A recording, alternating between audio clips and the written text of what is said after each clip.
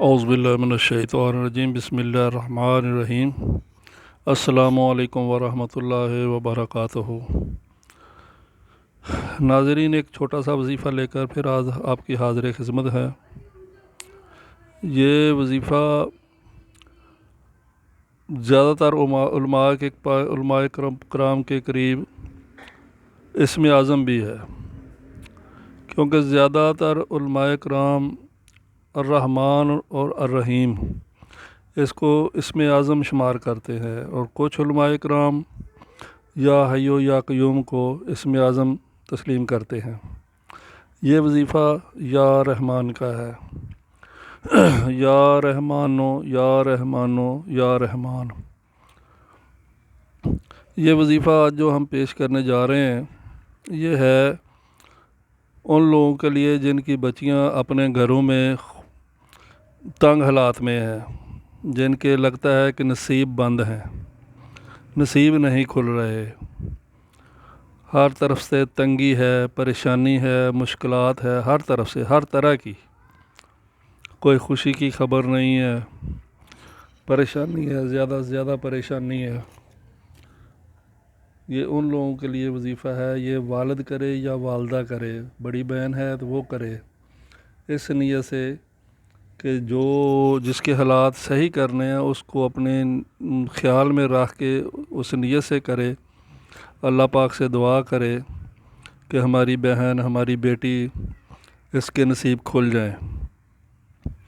یہ وظیفہ کچھ اس طرح ہے کہ فجر کی نماز کے بعد 298 مرتبہ یا رحمان یا رحمان یا رحمان کا وظیفہ کرنا ہے۔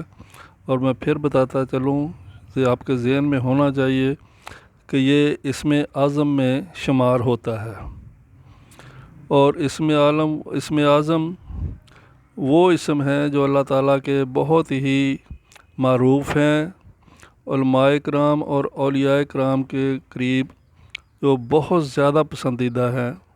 یہ ان میں سے اسم ہے ایک، یا رحمان۔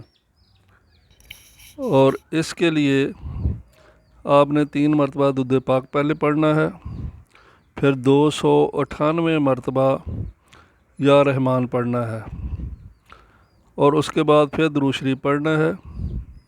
اس کے بعد اللہ پاک کی ذات باری تعالیٰ کے سامنے اپنی حاجت پیش کرنی ہے، دعا کرنی ہے جھولی پھیلا کر۔ آپ کی بیٹی ہے، آپ کی بہن ہے، اس کے جو مشکل حالات ہیں اللہ پاک ان کو دفع فرمائے، دور فرمائے، مشکلیں آسان فرمائے، اور تنگ دستی دور فرمائے، اس کے نصیب کھول دے۔ یہ آپ نے دعا کرنی ہے۔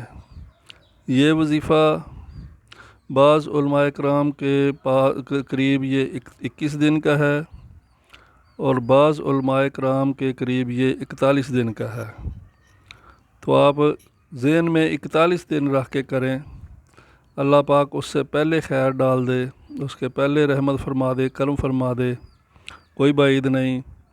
لیکن آپ ذہن میں 41 دن رکھ کے یہ پڑھیں، ہر فجر کی نماز پڑھنے کے بعد اسی جگہ پر بیٹھ کر 298 مرتبہ یہ اسم اعظم پڑھنا ہے، اور اس کے بعد اس بچی کے لیے، بیٹی کے لیے، بہن کے لیے اس کا تصور کر کے، اس کو ذہن میں اس کو رکھ کے، خیالوں میں اس کو لا کر اس کے لیے اللہ تعالیٰ سے دعا کرنی ہے، اور انشاءاللہ عزیز و کریم اللہ پاک مہربانی فرمائے گا، اپنا کرم کرے گا۔ السلام علیکم ورحمۃ اللہ وبرکاتہ۔